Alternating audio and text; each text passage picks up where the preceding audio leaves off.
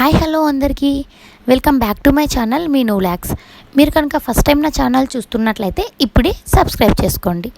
ఈరోజు వీడియోలో నేను ఏం ప్రిపేర్ చేశానంటే పల్లీల చింతపులుసును అయితే ప్రిపేర్ చేశాను. టేస్ట్ అయితే అదిరిపోతుంది. ఇది రాగి ముద్దలోకైనా రైస్లోకైనా చాలా బాగుంటుంది. తప్పకుండా ట్రై చేయండి. మరి ఇంకెందుకు ఆలస్యం, let's go into the video. ఇందుకోసం నేను ఒక పెద్ద నిమ్మపండు సైజ్ అంత చింతపండును నానబెట్టుకున్నాను. ఇది నానేలోగా రిమైనింగ్ ప్రాసెస్ని అయితే చేస్తున్నాను. ఇందుకోసం ఒక కప్పు పల్లీలను అయితే తీసుకొని వేయించుకుంటున్నాను. ఈ విధంగా పల్లీలు వేయిన తర్వాత వీటిని పక్కన తీసుకొని చల్లార్చుకుంటున్నాను. ఆ తర్వాత అదే ప్యాన్లోకి కారానికి సరిపడా ఎండుమిర్చిని యాడ్ చేసుకొని దూరగా వేయించుకున్నాను.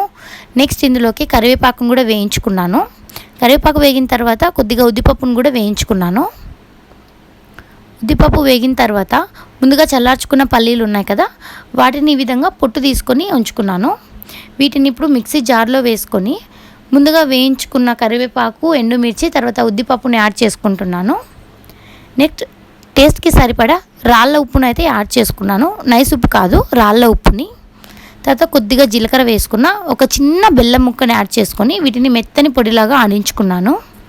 చూడండి, దీన్ని పక్కన పెట్టుకొని ఇప్పుడు ఈ చింతపండు రసాన్ని అయితే పక్కన తీసుకుంటున్నాను. ఈ చింతపండు రసంలోకి ముందుగా ఆడించి పెట్టుకున్న కారం పొడి ఉంది కదా, పల్లీల పొడిని, అది యాడ్ చేసుకుంటున్నా.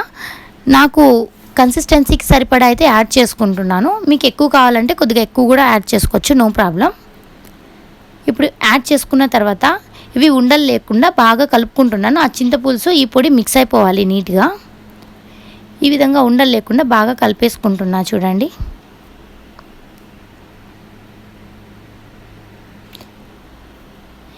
ఈ విధంగా అంతా కలిసిపోయిన తర్వాత నా కన్సిస్టెన్సీకి సరిపడా వాటర్ని అయితే నేను యాడ్ చేసుకుంటున్నా. నేను రాగి ముద్దలోకి చేసుకుంటున్నా, సో కొంచెం మందంగా చిక్కగా చేసుకుంటున్నా. మీరు రైస్లోకి కావాలంటే కొంచెం పల్చగా వాటరీగా చేసుకుంటే సరిపోతుంది. ఇప్పుడు పులుసు అయితే రెడీ అయిపోయింది. నెక్స్ట్ పోపు పెట్టుకుంటున్నాను.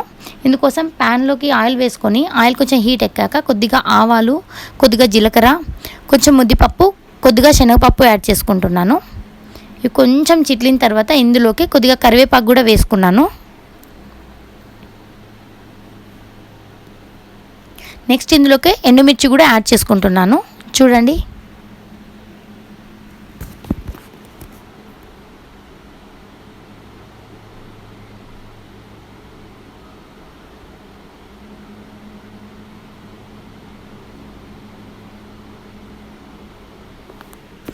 నెక్స్ట్ ఇందులోకి ఒకటి కట్ చేసుకున్న ఉల్లిపాయని యాడ్ చేసుకుంటున్నాను.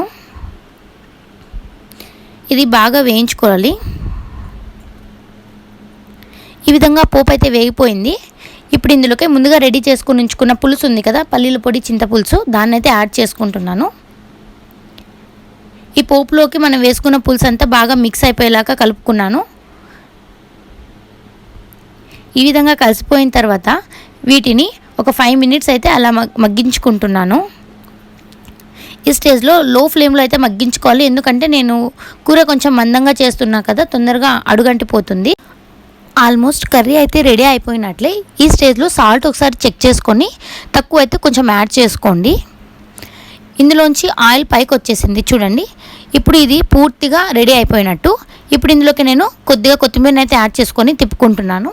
అంతే, ఎంతో టేస్టీగా ఉండి చింతపులుసు అయితే రెడీ అయిపోయింది.